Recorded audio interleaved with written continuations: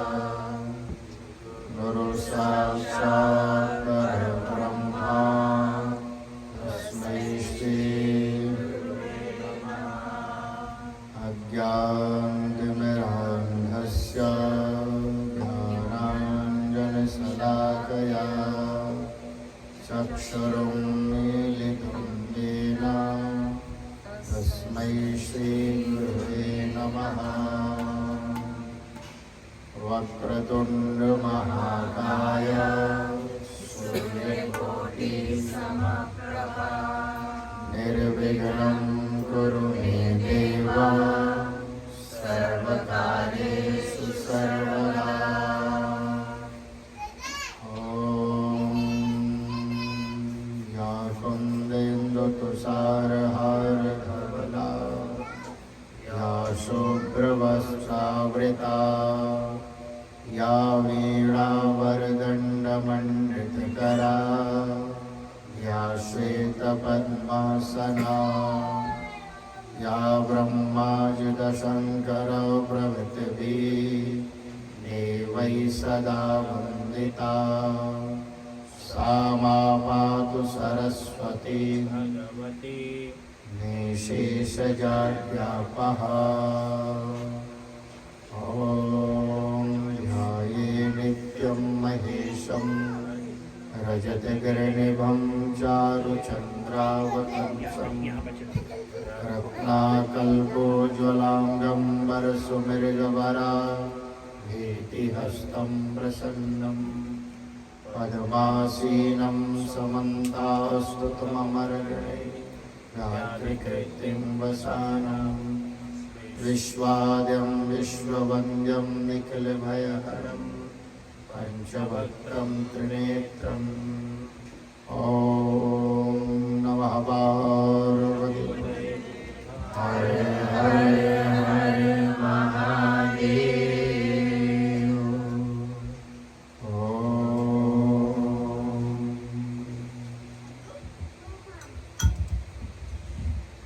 ॐ शिव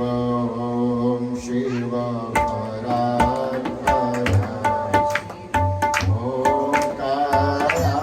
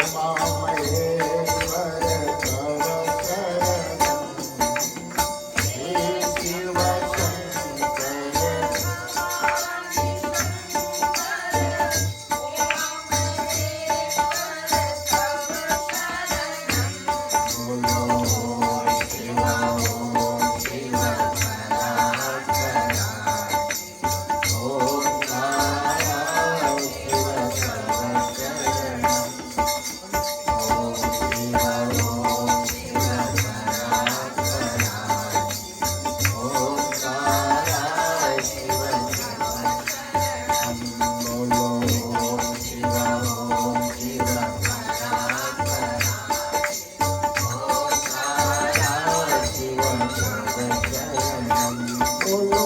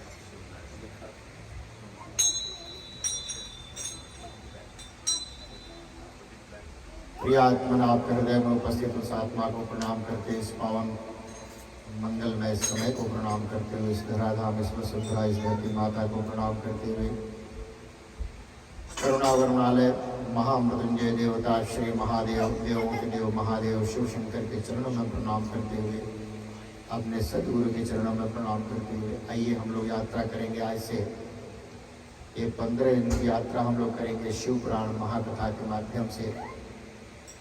जीवन में मुक्ति किस तरह प्राप्त हो, या यूँ समझिए कि जब हम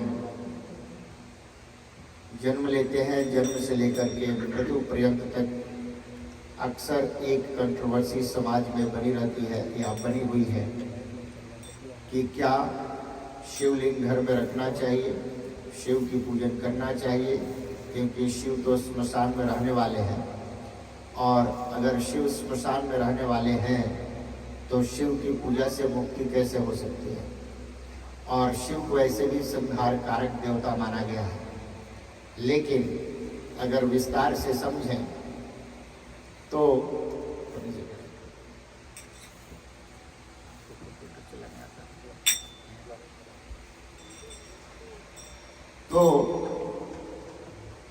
कल से हमें लगता है सारा सेटअप ठीक हो जाएगा। आज हम भी लेट के थोड़ा बाहर थे और पंडित जी तो सब कुछ कर ही रहते हैं, तो इसीलिए तो शिव की बात हम लोग कर रहे हैं। हम लोग कथा सुनेंगे शिव पुराण की। भगवान शंकर का निवास 2 जगह है, एक कहाँ पर, कैलाश पर, और दूसरा शमशान पर। तो कैलाश पर तो रहते हैं तो वहाँ तब है जब कहा जाता है कि जब वो बिल्कुल ध्यान मग्न हो तब कहाँ होते हैं, कैलाश में। आज जब सजग हो तब कहाँ रहते हैं, शमशान में। विचार करो, जब इंसान मोक्ष के लिए मृत्यु को प्राप्त होता है, यानी कि जीवन के सारी कर्मों को समाप्त करने के बाद, कर्म हो, कुकर्म हो, सत्कर्म हो, पाप कर्म हो, दुराचार हो, पापाचार हो, अत्याचार हो, जितने विचार हो, ये सारे करने के बाद जब वो मरने के बाद पहुंचता कहाँ है, शमशान में। और शमशान में कौन रहते हैं, शिव जी, राइट। और देखिएगा, आपको शायद पता नहीं हो, यहाँ पर तो साधन बन गया, लेकिन नियम से व्यक्ति की अंत्येष्टि संस्कार तब होता है जब वो लकड़ियों के बीच में उसे रख करके मुखाग्नि दिया जाता है विधिवत मंत्रोच्चारण के साथ। यहाँ पर या शहरों में या विदेशों में एक ऐसा सभ्यता बना जहाँ पर फ्यूनरल हॉल है, और फ्यूनरल हॉल में हम लोग पहुँचते हैं और जा करके वहाँ पर एक इलेक्ट्रिक मशीन में डालते हैं और एक बटन दबाते हैं और सारी गति मुक्ति सब उसी में हो जाती है। और अस्थियां कहाँ गई हमारे किसी को पता नहीं होता। लेकिन भारत में या और गांव क्षेत्र में हिंदू सभ्यता में ऐसा कहा गया है कि उस समय कच्चे लकड़ियों को काटा जाता है और लकड़ियों को काट करके और उसे अंत्येष्टि में यूज किया जाता है। उसके मृत्यु के वक्त एक और चीज का प्रयोग होता है जिसका नाम है बांस, क्योंकि जो जिस पर उठा करके ले जाया जाता है घर से स्मशान तक, वो भी किस चीज का बना होता है? बांस का। और जब शिव जी स्मशान में बैठे होते हैं तो कहा जाता है कि इसका मतलब ये हुआ कि जीवन में जितने भी अत्याचार, पापाचार, दुराचार सब आप करें, लेकिन सही समय से आपकी शरीर भस्म हो जाए तो समझिए कि आप क्या हो गए? मुक्त हो गए। लेकिन वहां भी देखा जाता है कि बड़ों को दूसरे लकड़ी से खोद खोद के जलाना पड़ता है, क्योंकि उसमें समय लगता है। तो यूं समझिए, कहा जाता है कि जिस शरीर को जलने के लिए सेकंड लगे, इलेक्ट्रिक नहीं, हम लोग अग्निदाह की बात करते हैं, जिस शरीर को जलाने के लिए सेकंड लगे, कुछ घंटे लगे, समझ जाइए कि वो मुक्ति के पथ पर है। और उसको साक्षात मुक्ति पथ पर ले जाने वाले कौन? शिव है। और शिव के लिए और जिसमें समय लगे, समझ जाना कि उसको कष्ट का सामना करना होगा।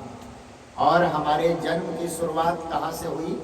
आपको पता है हमारे जन्म की शुरुआत कौन से दिशा से होती है?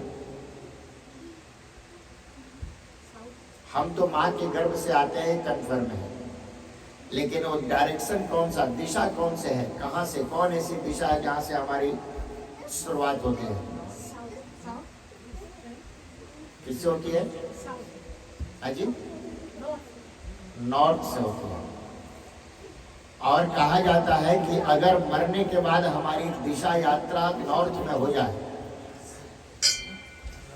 नॉर्थ में हो जाए, वेस्ट में हो जाए और ईस्ट में हो जाए, तो समझिए कि ये 3 कैटेगरी है मोक्ष का। पहला कैटेगरी क्या है? नॉर्थ, दूसरा क्या है? ईस्ट, और तीसरा क्या है? वेस्ट। लेकिन अगर साउथ से यात्रा हो रही है तो कौन सी कैटेगरी में है? नरक के। और नरक कितने प्रकार के? 21 प्रकार के नरक होते हैं। कितने होते हैं? 21 प्रकार के नरक होते हैं। लेकिन अगर 21 प्रकार के नरक से बचना हो तो किसके शरणागति हो जाना चाहिए? शिव की, क्योंकि शिव ही संहार कारक है। और शिव पुराण में सारी बातें आपको अंदर अब सुनने को मिलेंगी कि शिव की कथा सुनने से कौन कौन से लोग डर जाते हैं। तो मैंने आपको बार बार समझाया है कि जब भी कोई पुराण की कथा होती है तो उस पुराण के कथाकार कौन है? सूत जी। और जितने भी प्रश्न हैं, क्योंकि बिना प्रश्न किए कोई भी प्रश्न होता है, उस प्रश्न को बिना किए कोई उत्तर नहीं मिलता। तो प्रश्न करने वाले एक होते हैं और एक प्रश्न का उत्तर देने वाले होते हैं। तो इस कथा के प्रश्नकर्ता कौन है? शौनक आदि ऋषि है। और एक कथा हो रही है, एक कथा जो आप सुनते हैं वो नैमिषारण्य में हुई है, एक भागवत कथा आप सुनते हैं वो हरिद्वार में हुई है, और लेकिन शिव पुराण की कथा त्रिवेणी प्रयागराज में हुई है। कहाँ पर हुई है? त्रिवेणी प्रयागराज। और त्रिवेणी एक तरीके से देखिए भगवान त्रिनेत्र का ही स्वरूप है। त्रिनेत्र में जो तीसरा जो नेत्र है उसका दर्शन आप नहीं करते हैं। वो त्रिनेत्र कब प्रकट होता है? जब किसी चीज को भस्म करना हो। जब जैसे कामदेव जैसे वो भस्म करना था तो भगवान त्रिनेत्र खोलते हैं, और त्रिनेत्र का दर्शन ऐसे भी नहीं करते हैं। तो इसलिए त्रिवेणी में भी जब जाइएगा तो 2 नदियों का मिलन होगा, लेकिन तीसरा नदी आपको नहीं दिखाई देगा। तीसरा नदी उस दोनों नदियों के अंदर बह रही होती है, जो पता नहीं चलता है, जबकि वहाँ 3 नदी है। इसीलिए ये शिव पुराण की कथा, भगवान त्रिनेत्र की कथा त्रिवेणी प्रयाग राज में रखा गया। वहाँ पर सभी संत इकट्ठे हुए हैं और सब इकट्ठे होकर के इस कथा की शुरुआत के लिए प्रश्न करते हैं कि प्रभु, हे गुरुदेव, आप कहा जाता है कि ज्ञानियों में दूसरे सूर्य हैं, सूर्य के समान आपकी कांतिमय ये आभा है, और हम लोगों का प्रश्न है कि मनुष्य को मृत्यु अगर हो तो अगर वो पाप अगर कोई किया हो तो कैसे मुक्त हो सकता है। तब उन्होंने कहा है कि पाप से मुक्ति के लिए सबसे पहले एक दृष्टांत सुनना होगा, और जब दृष्टांत सुनेंगे तब समझ में आएगा कि पाप से मुक्ति कैसे होती है।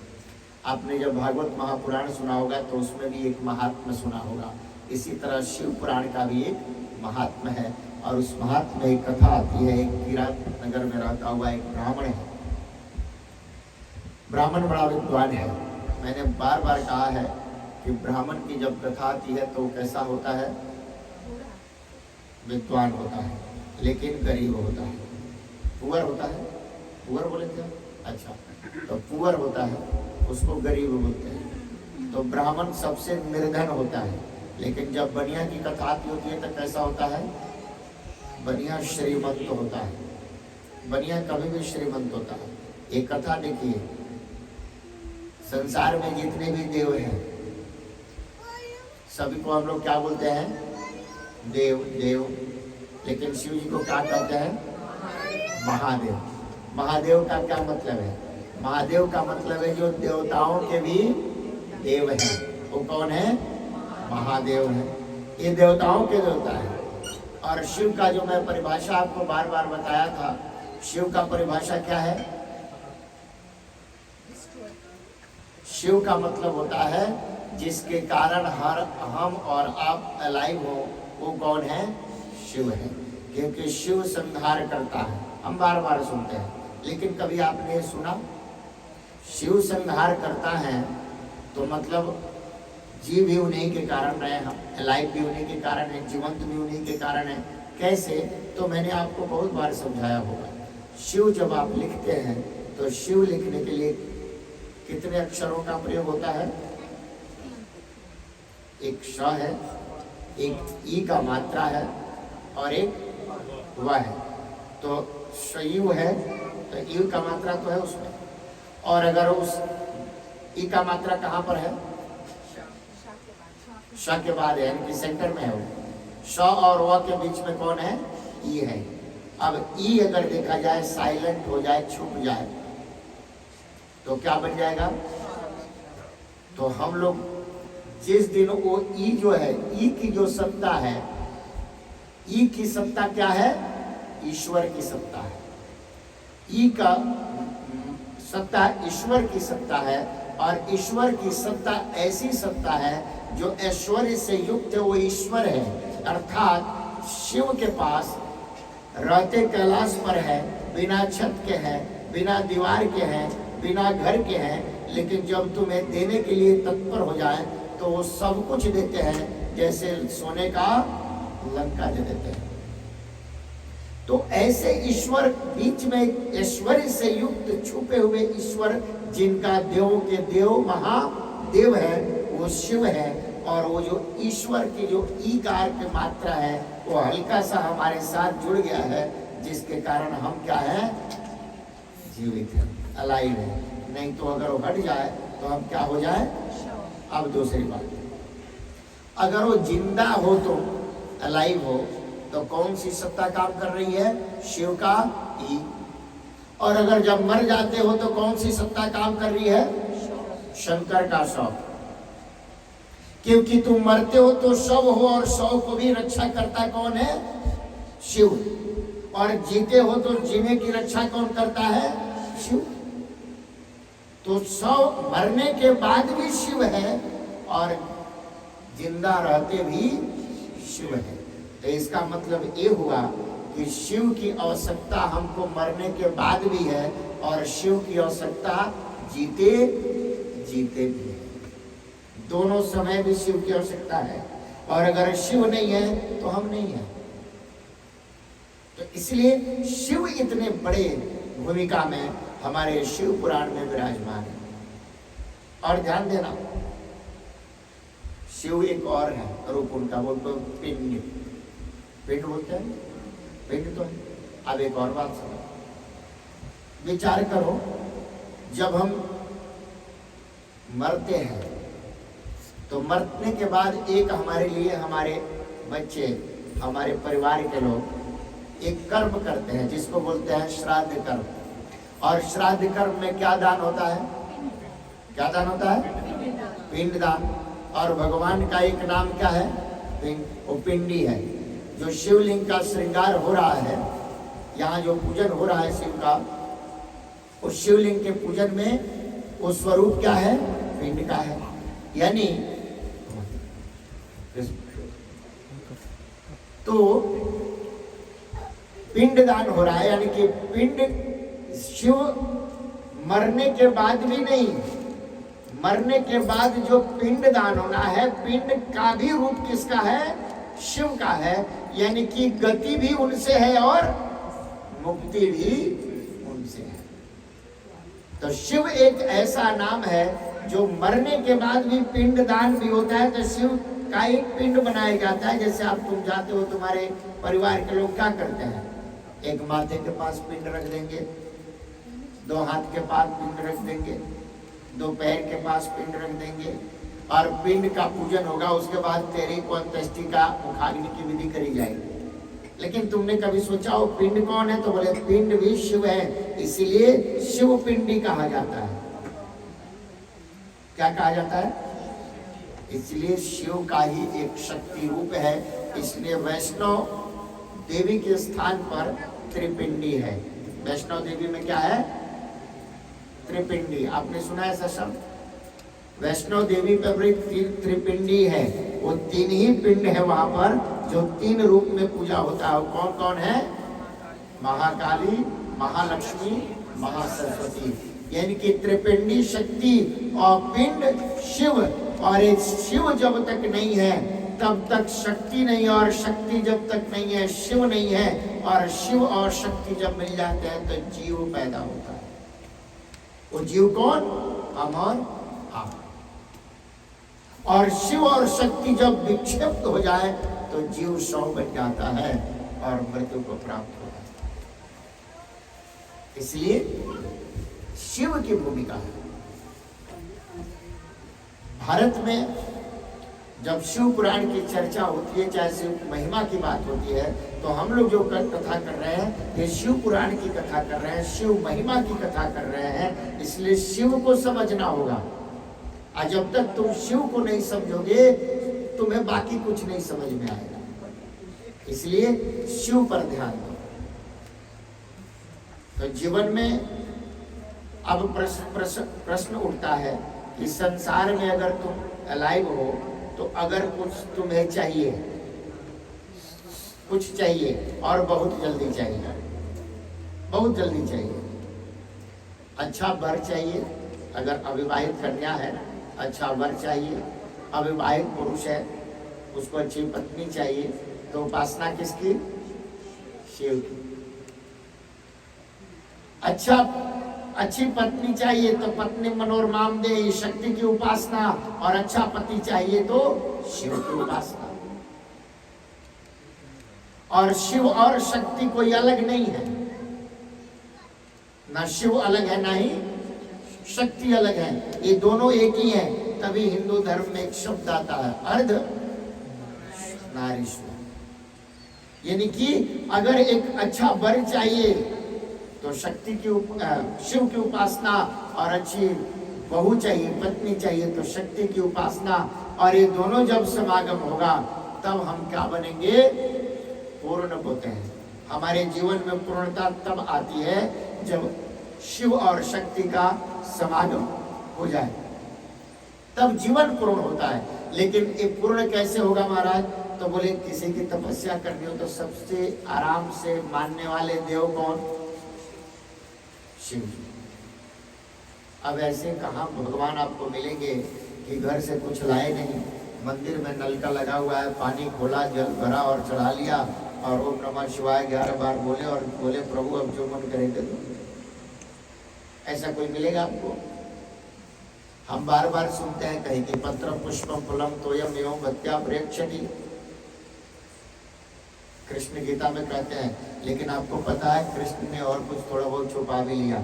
कृष्ण बार बार ही नहीं कहता है कि मैं प्रसन्न हो जाऊंगा। भगवान कृष्ण बोलते हैं भगवान उवाच, कृष्ण उवाच। अब उसमें किसने कहा? कृष्ण कहते हैं कि किसने कहा? भगवान ने कहा। तो बोले कि वो बोलते हैं पत्रम पुष्पम फलम तोयम,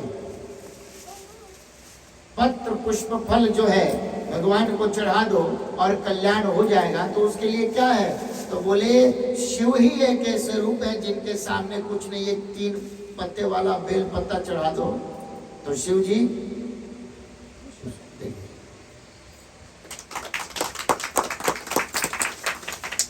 ये मुआ है।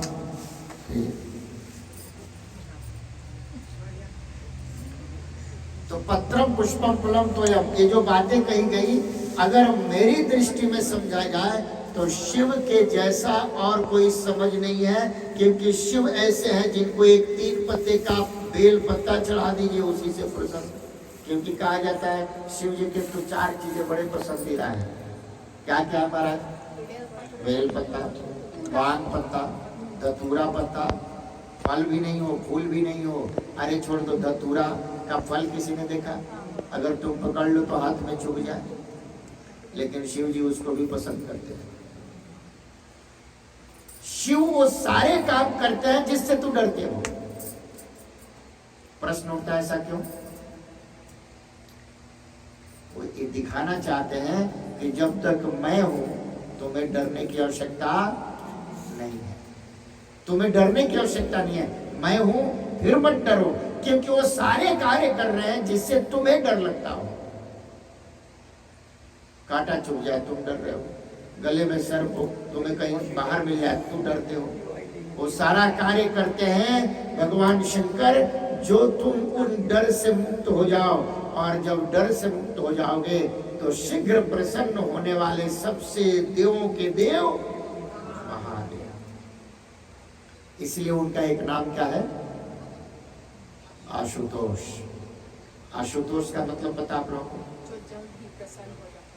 आशु का अर्थ होता है शीघ्र और तोष का अर्थ होता है प्रसन्नता। जो शीघ्र ही प्रसन्न हो जाए। और शीघ्र इस दुनिया में देखिए जितने भी पावरफुल लोग हुए, पुराने राक्षस हुए, किसके बल से हुए? शिव जी के बल से। जितने पावरफुल हुए। और कैसे? हाँ भाई क्या चाहिए? बोले हमारे को भस्मासुर बना दीजिए, हम जिसके सर पे हाथ रखें वहीं भस्म हो जाए, तथास्तु। आगे पीछे सोचते भी नहीं है कि होने वाला क्या है। लेकिन शिव जी के जितने भी कर्म कांड करने का सारा भुगतना किसको पड़ता है? विष्णु जी को। तो शिव जी एक ऐसे देव हैं, वो आगे पीछे नहीं सोचते हैं। जो सामने भक्त बोल रहा है उसको करो, बाद में देखेंगे।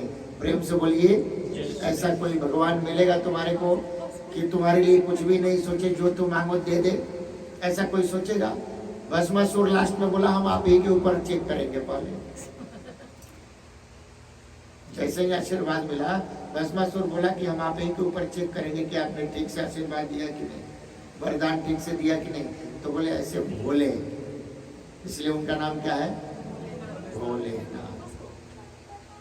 नाथों के नाथ भोले, भोलेनाथ। दूसरी बात, शिव भी समझ में आया, 100 भी समझ में आया, और पिंडी भी समझ में आया, और शीघ्र प्रसन्न होते हैं आशुतोष भी समझ में आया। आपने कभी सुना योग क्रिया? योग क्रिया आपने सुना? स्वस्ति योग क्रिया सुना आप लोगों ने? योग क्रिया, जो योग करते हैं, जो भी योग है। योग का मतलब एक बात ध्यान से, जो भी योग का मतलब है तुम्हारी सुबह से लेकर के सोते वक्त जो दिनचर्या है वो सब तुम्हारा क्या है? योग है। वो सब तुम्हारा योग है। उसको बोलते हैं कर्म योग। क्या बोलते हैं? और शिव से बेहतर कर्म योग की शिक्षा और कोई नहीं दे सकता, कोई नहीं दे सकता। कैसे? अब ठीक से समझो। शिव का कार्य क्या है? सुबह अपना समय से भगवान के अपने नित्य कर्म के बाद अपने क्रिया में कौन से? ध्यान में बैठना, और ध्यान में बैठ करके पूरी साधना करनी। और इसीलिए ध्यान देना, एक जगह कहीं सुना होगा तुमने कभी शिव योग सुना है? शिव योग का मतलब यही हुआ। कभी तुमने राम योग नहीं सुना होगा, विष्णु योग नहीं सुना होगा, ब्रह्म योग नहीं सुना होगा, लेकिन शिव योग जरूर सुना होगा। तो शिव योग का मतलब क्या है? योग का मतलब होता है जोड़ना। योग का मतलब जोड़ना, एक से दूसरे को जोड़ने का नाम क्या है? योग है। और वियोग का अर्थ क्या है? एक से दूसरे को अलग करना वियोग है। अब ध्यान से समझना, अगर तुम्हें योग आ गया तो वियोग अपने आप पैदा हो जाएगा। अब प्रश्न उठता है, शास्त्री जी आप तो दोनों बात कैसे कर सकते हैं, और शिव दोनों से काम कैसे कर सकते हैं? मतलब जोड़ भी सकते हैं और तोड़ भी सकते हैं। तो बोले नहीं, योग जो करना सीख गया, यानी कि योग का मतलब है जो अपनी दिनचर्या को ठीक से पालना शुरू कर दिया, समय से उठना और समय से सोना, ये पूर्ण योग है। ज्ञान कहता है समय से जो सोता हो और समय से सो जगता हो, ये योग का पहला रूल है। योग का पहला रूल क्या है? समय से उठना और समय से सोना, ये दो क्रिया तो पहला है। अब हाथ उठा के सोचिए, विचार करके सोचिए, आप में से कौन ऐसा है जो सबसे पहले समय से सोता है और सबसे पहले उठता है समय से? कोई है? कोई नहीं है ना, किसी का समय नहीं है। हाँ उनका तो है, कचौड़ी बनाने में लग जाएंगे तो पता ही नहीं चलेगा कब तक बना रही है। तो एक बात बताओ, हम लोग कितने योग करते हैं घर में? एक दूसरे के संबंध जो है उसको ठीक से निभाना। अब मान लीजिए घर में एक सास है, सास जी है सबके घर में, तुम देखना जिस घर में सास है, छोड़िए सास है, घर में कोई नहीं, जितना उस औरत की पड़ोसी से पटेगा, सखी से, पड़ोसी वाली सखी से, सास से नहीं पटेगा। अगर घर में वो आ जाए, कहाँ बैठाओ, क्या खिलाओ, कैसे उठाओ, कैसे बैठाओ, क्या पूछो, कैसे कहो, क्यों खुश रहे। लेकिन विचार कर, पूरे साल सेवा पड़ोसी की कर लो बुला के अपने, मरने के बाद एक भी जायदाद तुम्हारे नाम करेगी क्या? विचार करो, करेगी? पता नहीं, पूछे भी नहीं कि मर गई, देखे भी नहीं मर गया क्या। लेकिन विचार करो, तुम्हारी जो सास है, तुम कुछ भी मत करो, मरेगी तो जायदाद किसको देगी? तुम्हें देगी, किसी और को नहीं देने वाली है। वो पड़ोसी के पास भूल के भी नहीं जाएगी। तो शिव का योग क्या सिखा रहा है? शिव का योग ये सिखा रहा है जो तुम्हारा है वो है, प्रेम से बोलिए, और जो तुम्हारा वो है, और जैसे ये तेरा हुआ हो तो फिर वियोग होता है उसी समय। तो वियोग का मतलब क्या है? तो वियोग किसने किया? पूरे अर्थ पर वियोग किसने किया?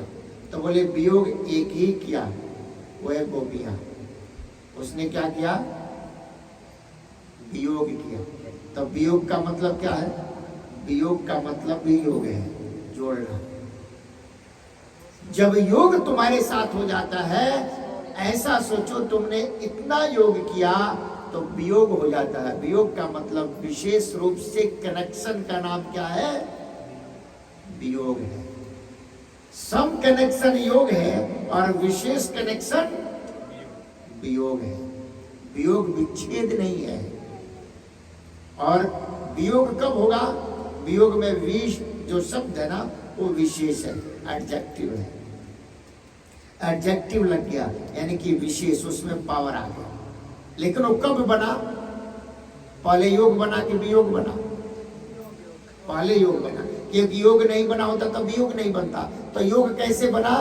तो हमारे दिनचर्या को योग का दर्शक जो है, योग का मार्गदर्शक जो है, योग का देव जो है, वो देवों के देव महादेव है। और विचार करो, जिस दिन तुम्हारे अंदर योग पैदा हो गया, उस दिन निश्चित रूप से विशेष योग पैदा होगा। और जब विशेष योग पैदा होगा तो जो हिंदू धर्म कहता है कि तुम्हें मोक्ष चाहिए, वो किससे मिलेगा? विशेष योग से ही, और वो है शिव। वो कौन है? शिव।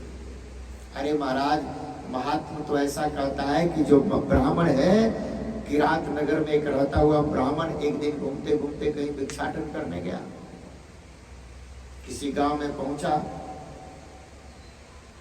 एक कन्या वहां दिखाई दी, उसने सोचा कि इससे शादी करेंगे, उससे शादी कर लिया, लेकिन कन्या बड़ा कराक्षी, घर में आई। अब कुछ दिन के बाद जीवन यापन चलते चलते एक दिन घर में क्लेश बढ़ा। क्लेश इतना हो गया कि वो ब्राह्मण अब उब गया कि हम क्या करें। उसने एक दिन विचार किया, विचार किया कि न ये सास रहेगी, मतलब न माता पिता रहेंगे, न ही पत्नी रहेगी। प्रेम से बोलिए, दो ही तरीका है इस संसार में। या तो आप बहुत प्रेम करते हैं किसी को, तो बोलते हैं अपने आप अलग हो जाओ, दूसरे को हानि मत पहुंचाओ। और कोई कोई होता है जो बहुत प्रेम करता है, तो बोले पहले इसको ही भुड़का दो। प्रेम से बोलिए, है कि नहीं? तो बोले जब ब्राह्मण घर पे आया, रोज के लिए सो, माँ बाप रोज उसको डांटे, तू अपने मर्जी से शादी करके आ गया, ये कर दिया वो कर दिया, तो माँ बाप अलग ताना दे, पत्नी अलग ताना दी, तेरे माँ बाप ऐसे हैं, तेरे माँ बाप वैसे हैं, रोज कहानी आई, रोज का किस किस घर में। ब्राह्मण बड़ा परेशान होता था, सोचता था क्या करे, कलांतर बीत गया। एक दिन उसने क्या किया, कुछ हथियार इकट्ठा किया, न के न प्रकार न पहले माता पिता को मारा और बाद में पत्नी को मारा। 2-3 हत्या एक दिन में किया वो ब्राह्मण। एक दिन समय बीता, अकेले रह गया, और अकेले रहा क्योंकि हत्या किया था, आत्मग्लानि से भरा हुआ था। आत्मग्लानि से भरा तो उसको लगा कि अब मुझे क्या करना चाहिए। मन में विचार करके अपने घर से बाहर निकला, कहीं गया, एक जंगल में पहुंचा, वहां एक संत का आश्रम था, कुछ संत वहां बैठे हुए थे। उस बीच में कोई संत शिव पुराण की कथा सुना रहे थे। उसने सोचा कि अब कहीं नहीं जाना, क्योंकि इतना बड़ा मैंने पाप जीवन में किया है, तो आत्महत्या तो करना ही है, लेकिन अब इतनी सुंदर कथा चल रही है तो बैठ करके पूर्ण कथा का श्रवण करना चाहिए। ब्राह्मण था, तपस्या तो करता ही था, आज मन बदला तो आराम से बैठा उस संत के आश्रम में। शिव पुराण की कथा चल रही थी, आराम से शिव पुराण की कथा श्रवण करी। अब जब कथा उसको इतना अच्छा लगा, 7 दिन 9 दिन की कथा के बाद सोचा कि अब हम कहीं जाएंगे ही नहीं, यही उसका मन बदल गया और उस आश्रम में रहने लगा। एक दिन बीमार पड़ा। ध्यान से समझना, मरने के पहले हमारे जीवन में सारी घटनाएं हमारे सामने आती हैं। उस समय ऐसा होश नहीं होता, हम चाहते हैं कि सामने वाले को बताएं, लेकिन ना वो पावर रह जाता बोलने का, ना समझाने का। हम सिर्फ एक ही से संवाद कर सकते हैं, जो धर्मराज के दूत हैं, जिनका नाम है यमराज। उन्हीं से हम बात कर सकते हैं और तीसरे से नहीं। जब ये बीमार पड़ा तो मृत्यु के कगार पर पहुंचा। जब मृत्यु के कगार पर पहुंचा तो क्या करें? धर्मराज के दूत आए, उन्होंने देखा, बोले तो बहुत पाप किया है, माँ बाप की हत्या की, पत्नी की हत्या करी, अब इसको नरक की यात्रा दिया जाए। यात्रा किधर से शुरू हुआ? दक्षिण से, क्योंकि नरक की यात्रा दक्षिण से होती है और मोक्ष की यात्रा उत्तर से होती है। इसीलिए जीवन में कहा जाता है कि तभी आप देखिएगा, जब लोग भारत में एक बड़ा प्रसिद्ध संत भी हुए हैं जिनकी चर्चा आजकल हर जगह होती है, आपने देखा होगा, स्वामी नारायण। स्वामी नारायण का नाम सुना आप लोगों ने कभी? सुना? हाँ, बहुत चर्चा होती थी स्वामी नारायण की, अभी भी चर्चा है। और भारत में अभी भी सबसे ज्यादा मंदिर किसी संत का है, वो है स्वामी नारायण की। और सबसे महंगा और बड़ा मंदिर किसी संत का वो है स्वामी नारायण। पूरे दुनिया में एक में पूरी दुनिया की बात कर रहे हैं। सबसे ज्यादा अगर कोई मंदिर है स्वामीनारायण, और स्वामीनारायण ध्यान से देखिएगा, उनकी शुरुआत ही कहां से हुई थी? हरिद्वार से। छपिया अयोध्या का जन्म था, लेकिन उनका जो शुरुआत हुआ संत समागम का, वो कहां से हुआ? हरिद्वार से, बद्रीनाथ से, केदारनाथ से, नॉर्थ के तरफ दिशा जो है। तभी आज भारत में 4 धाम अलग हैं, लेकिन चारों छोटे धाम अगर कहीं जाइए तो नॉर्थ में 4 छोटे धाम नॉर्थ में ही है। 4 धाम 4 दिशा में है। मैंने उस दिन समझाया था। कौन कौन धाम है, याद है आप लोगों को?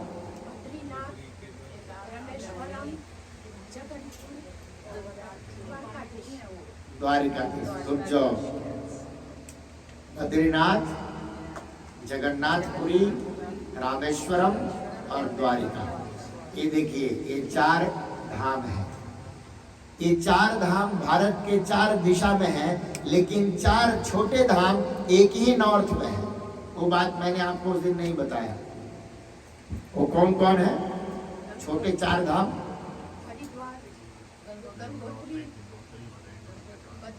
गंगोत्री, जमुनोत्री, बद्रीनाथ और केदार। ये चारों नॉर्थ में है। मतलब अगर आप ऋषिकेश से ऊपर चल दिए तो आप समझिए कि एक ही यात्रा में चारों धाम की यात्रा कर सकते। एक होता ना, एक छोटे पंडित जी और एक बड़े।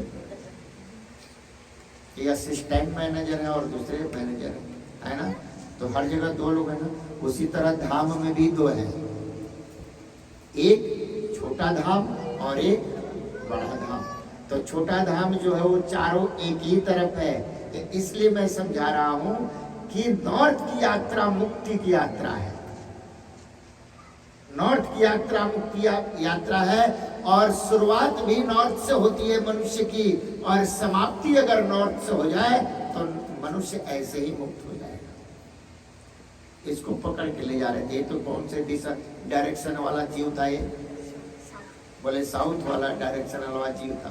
पकड़ के ले जा रहे थे। संयोग से उसी रास्ते से भगवान शिव के भक्त भी कहीं से एक दूत को छुड़ा के ला रहे थे। जब शिव पुराण की कथा सुनी थी तो इसके अंदर महिमा सुनाया गया था रुद्राक्ष की। रुद्राक्ष का महिमा होता है, आपको कम से कम मिनिमम 1 मुखी और मैक्सिमम 14 मुखी का रुद्राक्ष होता है।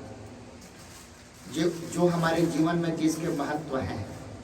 1 मुखी रुद्राक्ष जिस व्यक्ति के पास आ जाए, वो समझिए कहा जाता है एको अहम द्वितीयो नास्ति। एक मैं ही हूँ, दूसरा और कोई नहीं। इतना पावर है। वो सिद्ध अगर हो जाए। और ध्यान से देखिएगा, गुरु जी अभी आए थे तो किसी किसी को 1 मुखी रुद्राक्ष दिए थे, 2 जने को दिए थे। सोचिए आप। तो बोले 1 मुखी रुद्राक्ष मिले तो समझिए कि वो मुक्ति का साधन है। वो हर कुछ। 1 मुखी रुद्राक्ष क्या क्या देता है? तो अंग्रेजी में समझिए, पावर और पैसा। क्या देता है? पावर और पैसा। और जीवन में तुम्हारे को क्या चाहिए? पावर, पैसा। प्रेम से बोलिए। और 1 मुखी रुद्राक्ष देता है पावर और पैसा।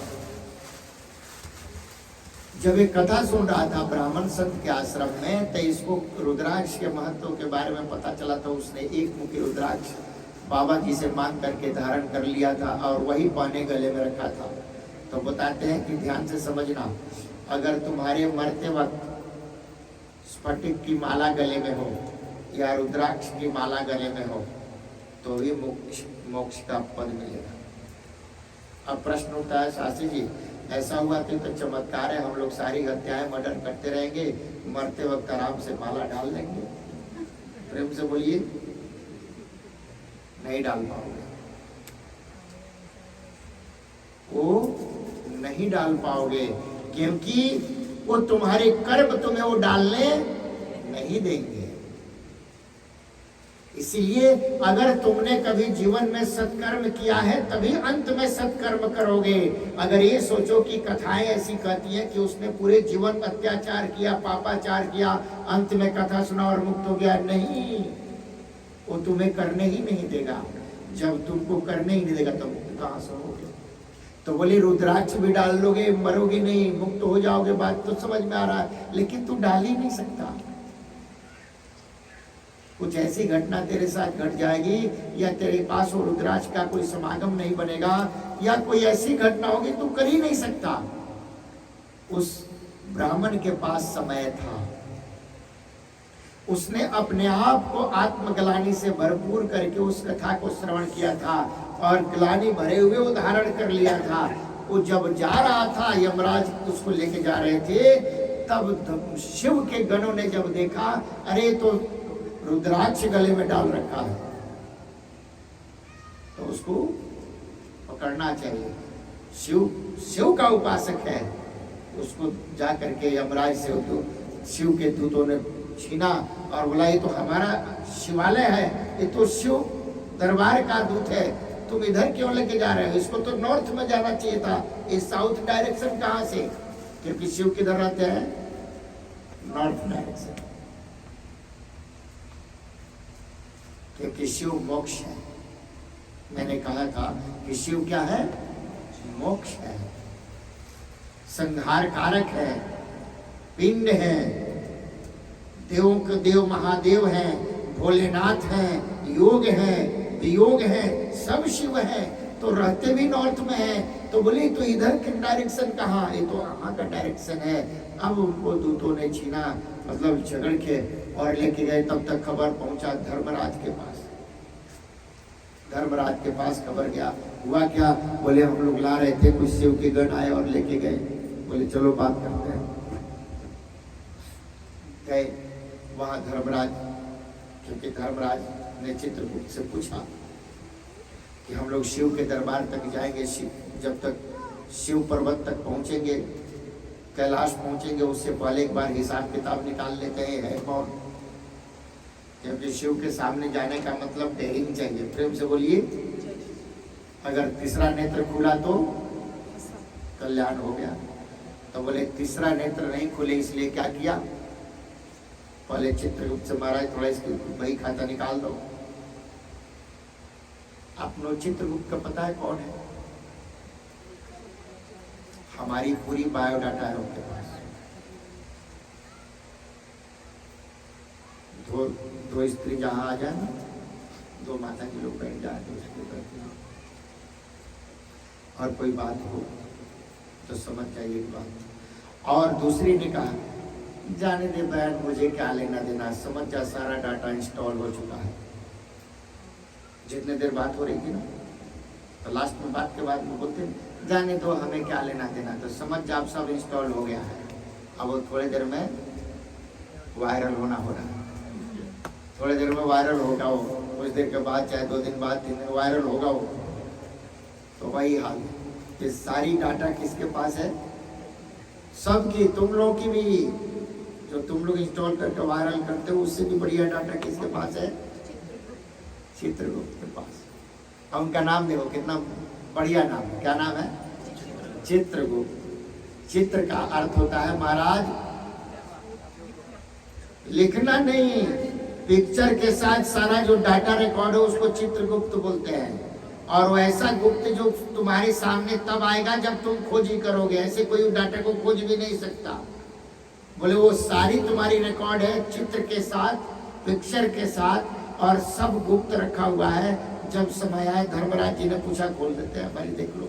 बोले कौन जीव है? बोले तो ब्राह्मण है। क्या किया? बोले हत्या किया। अच्छा, कुछ किया जीवन में अच्छा काम? बोले हाँ, इसने शिव पुराण की कथा सुनी। प्रेम से बोले श्री गौरी शंकर भगवान की जय। इसने शिव पुराण की कथा सुनी और क्या किया? बोले एक मुखी रुद्राक्ष गले में धारण किया।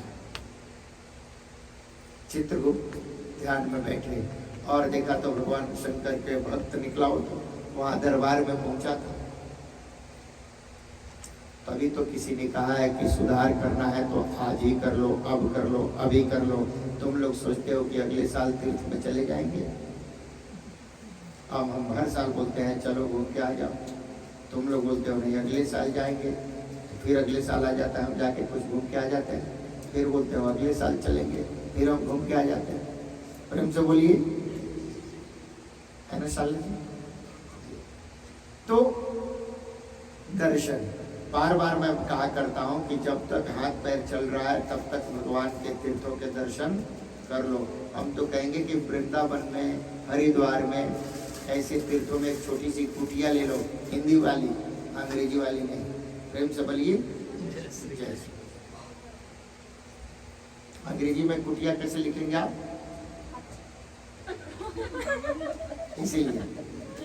इसलिए हमने बोला हिंदी वाली कुटिया ले लो। तो आप लोग हिंदी वाली कुटिया लीजिएगा, क्योंकि आप लोग अंग्रेजी में ज़्यादा सोचते हैं ना, इसलिए हम क्लियर कर देते हैं। क्योंकि आप अमेरिका में बैठे हैं और अमेरिका में ज़्यादा लोग अंग्रेजी के तरीके से सोचते हैं, तो हमने सोचा इसको हिंदी के तरीके से समझाए, नहीं तो कुछ और सोच लेंगे लोग। प्रेम से बोलिए जय श्री कृष्ण। अब महाराज वही हुआ, शिव धर्मराज जी ने देखा, आंख बंद करके जा करके भगवान शंकर के चरणों में गिर गए, महाराज आपका भक्त मुझसे गलती हुई। और वहीं पर उस ब्राह्मण की भगवान की शरणागति हुई और ब्राह्मण मुक्ति को प्राप्त हुआ। प्रेम से श्री गौरी शंकर भगवान की जय। ब्रह्म मुरारी सुरार्चित निर्मल भाषित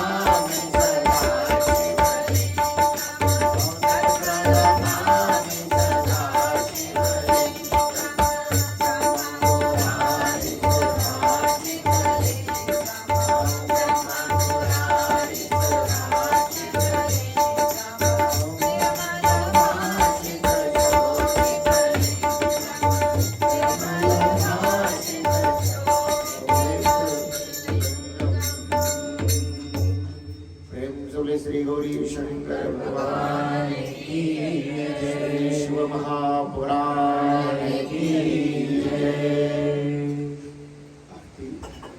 छोटा छोटा दो चार लगा दीजिएगा, सभी लोग आरती करेंगे। आप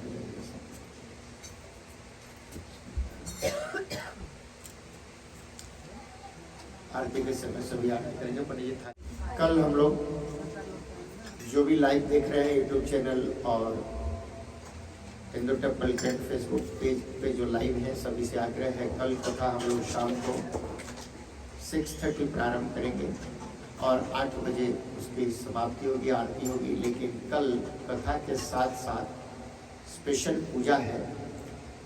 हम लोगों की कुंडली में हम लोग बार बार सुनते हैं कि पितृदोष है, काल सर्प दोष है, नारायण दोष है, या किसी तरह का कोई संचित पाप है। जो अभी हम लोग सुन, संचित पाप विनाशन लिंगम तत्प्रणमामि सदाशिव। किसी तरह का कोई भी हमारे जीवन में ऐसी चीजें नेगेटिव है जिसकी समाप्ति के लिए कल स्पेशल पूजा मंदिर में है। कल नाग पंचमी पावन पर्व है। ये श्रावण महीने का एक सुंदर उत्तम पर्व, जिस दिन कहा जाता है कि मरणमय शिवलिंग बना करके, अर्थात मिट्टी के शिवलिंग और वहाँ नाग नागिन का जोड़ा रख करके अगर आप अभिषेक करते हैं, पूजन करते हैं, तो आपके जीवन के संपूर्ण पाप नष्ट हो जाते हैं। इसीलिए आपसे आग्रह है कि कल आप पूरे परिवार के साथ एक एक जगह पर बैठ करके थोड़ा आप जल्दी आए। जल्दी हम इसलिए चाहेंगे कि हमारी कथा, पूजा के साथ कथा भी चलेगी और आप साथ में अपना शिवलिंग बनाएंगे। एक बना करके यहाँ रख दिया जाएगा, जिसे आप देख करके शिवलिंग तैयारी करेंगे और आप अपने हाथ से, और फिर आपको चांदी का एक नाग और एक नागिन जोड़ा दिया जाएगा, जिसे रख के आप पूजा करेंगे। उसके लिए एक डोनेशन है मंदिर को सहयोग के लिए। जो हमारी संस्था जो मंदिर है सनातन धर्म मंदिर कैंट, $101 का आप डोनेशन दीजिए और बैठिए और कल पूजा करिए। स्पेशल पूजा आप सबके परिवार के लिए हम लोगों ने रखा है, तो कल आ करके आप लोग सब इसका आनंद लीजिए और सभी खड़े होकर के क्रम से आरती, आगे वाले पीछे, पीछे वाले आगे होके सब मिल के आरती करेंगे। पहले एक बार तिलक कर लीजिएगा पंडित जी सभी को, और तिलक के साथ अब हम लोग आरती, भगवान शंकर की आरती होगी। कल भी भगवान शंकर की आरती होगी। क्रम से अधिक संख्या में शिव पुराण की कथा सुनने के लिए आप लोग आइए। और हम उम्मीद करते हैं कि आपको एक अच्छी बातें शिव पुराण के माध्यम से बताएं, जो आपके जीवन के लिए। पंडित जी कल आप लोग सभी आइए। कल से कथा, हर दिन कथा शाम को होगी। शिव पुराण की ये कथा 11 अगस्त तक चलेगी और सभी लोग लाइव 11 अगस्त तक इस कथा को सुन सकते हैं, श्रवण कर सकते हैं और मंदिर में उपस्थित सभी दीप प्रज्वलित किया जाए। दीप प्रज्वलित करिए। आगे पीछे सभी आरती कर लीजिएगा, एक लेके दूसरे को पास आउट कर दीजिएगा। सभी आरती एक दूसरे को सब पास आउट करिएगा, सभी करिएगा क्रम से आगे। ओम आराध्यै नमः, ज्वालामालिन्यै नमः, रत्नेश्वर्यै नमो नमः। यहाँ से की आरती फिर वहाँ तक आप लोग चारों तरफ करके देते जाइएगा, सब लोग करते रहेंगे। ओम आराध्यै कर दीजिएगा। ओम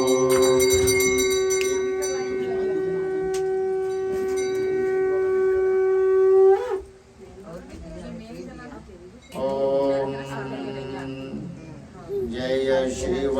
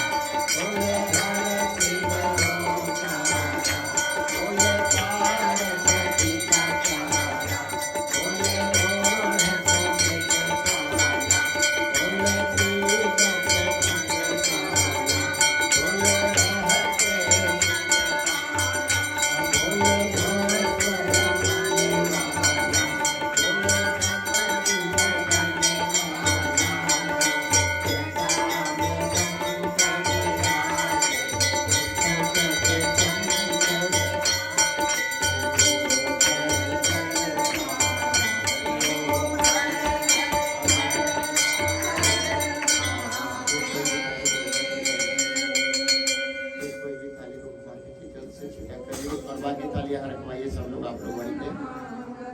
रम संसार सारम सदा वसंतम हृदयारविंदे भवं भवानी। एक ही थाली में सारी आरती लगा दीजिए। त्वमेव माता च पिता त्वमेव बंधु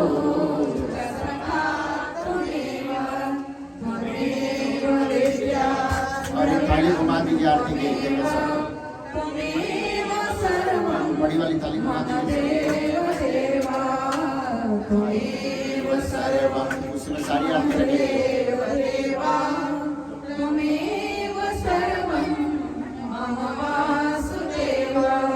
अच्युतं केशवं श्रीराम नारायणं कृष्ण दामोदरं वासुदेवं श्रीधरं माधवं गोपिका वल्लभं जानकी नायकं श्रीरामचन्द्रं भजे राधिका नायकं श्रीकृष्णचन्द्रं भजे। ओम हरे राम श्री राम राम हरे हरे हरे कृष्णा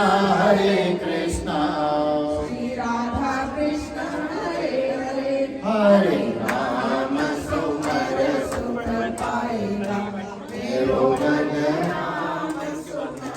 हरे राम सुमर कर जाएगा मेरो मन राम सुमर हरे राम सुमर सुख पाएगा मेरो मन राम सुमर हरे राम सुमर कर जाएगा मेरो मन राम सुमर।